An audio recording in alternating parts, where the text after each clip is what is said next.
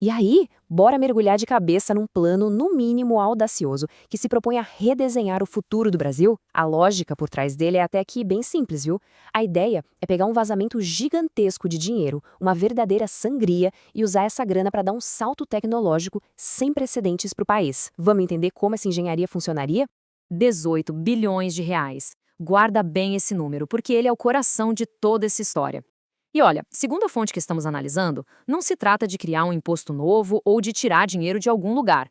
A proposta afirma que esse é um valor que já escorre pelo ralo dos cofres públicos todo santo ano. Então a pergunta que o plano coloca é: e se a gente desse um destino completamente diferente para essa fortuna? E é aqui que a gente entra na primeira grande questão, que é apresentada como uma escolha fundamental, um verdadeiro divisor de águas para a nação. O que fazer com essa dinheirama toda? Continuar como está ou virar o jogo completamente? A proposta, como vamos ver, é por uma virada de chave radical. E aqui o plano traça uma linha bem clara na areia. De um lado, o que ele descreve como a realidade atual, uma escravidão fiscal. São esses 18 bilhões sendo usados anualmente, nas palavras da fonte, para manter o ócio. Do outro lado, a visão proposta, uma emancipação tecnológica, que usaria exatamente o mesmo valor para construir a soberania do país.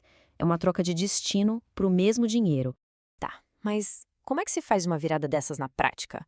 Como é que se transforma o que é visto como um problema crônico numa plataforma de lançamento para o futuro?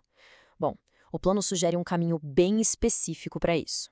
E a grande ferramenta para fazer isso acontecer seria um plebiscito nacional. A ideia é bem direta: levar a pergunta para toda a população. Algo como: você aprova que esses 18 bilhões de reais sejam retomados e aplicados diretamente na construção da soberania tecnológica do Brasil? Pela proposta, o poder de decisão sai das mãos de poucos e volta literalmente para a mão do povo. Agora, uma parte bem interessante é ver como eles propõem dividir essa grana. Não é tudo no mesmo saco. Pensa assim: uma fatia menor de mais ou menos 6%, que dá 1 bilhão de reais, seria usada para o que o plano chama de o salto inicial, um verdadeiro choque de tecnologia de ponta. Já o resto, os outros 94%, os 17 bilhões, iriam para um fundo de reconstrução do país. E o que se faria com essa bolada de 17 bilhões? O foco total seria a infraestrutura soberana. Coisas como casas populares impressas em 3D, sabe? Ou sistemas de saneamento totalmente automatizados e tecnologias de energia limpa. O texto que a gente analisou bate muito na tecla de acabar com o que chama de migalhas e começar uma era de construção nacional com precisão milimétrica. Beleza, mas e as ferramentas para fazer tudo isso?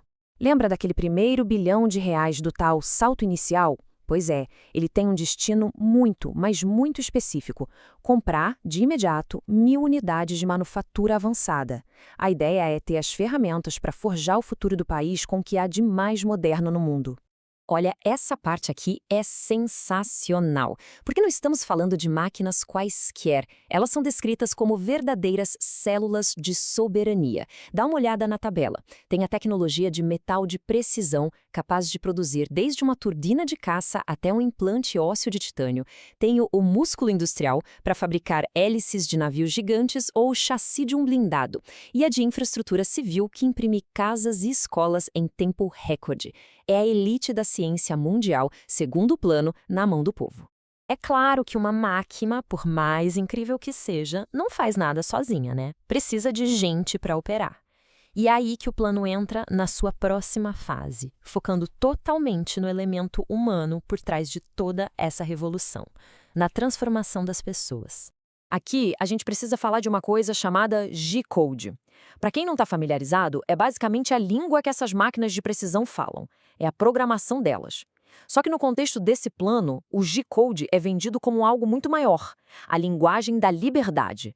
É a habilidade que vai permitir que um trabalhador comum transforme uma ideia no computador em um objeto físico, real, de alta tecnologia.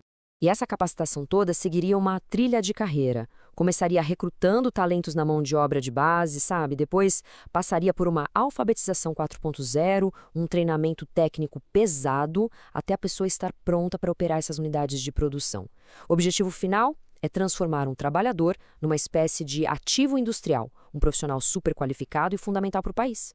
E para tornar essa ideia mais concreta, o material usa uma analogia que, convenhamos, é poderosa. Aprender a modelar em 3D e a programar em G-Code é apresentado como o videogame definitivo. Imagina só, a pessoa não está só apertando botões, ela está literalmente transformando linhas de código em coisas reais, feitas de aço, de titânio, de concreto. Que poder, hein? Bom, estamos chegando no final da nossa análise. E quando a gente junta todas essas peças, o dinheiro redirecionado, o plebiscito, as máquinas de ponta e as pessoas capacitadas, o que a gente tem é a visão de uma nação sendo construída, literalmente, por suas próprias mãos. E essa estação, que na fonte é atribuída a um certo SL, resume a filosofia toda por trás do plano. Vou ler pra gente.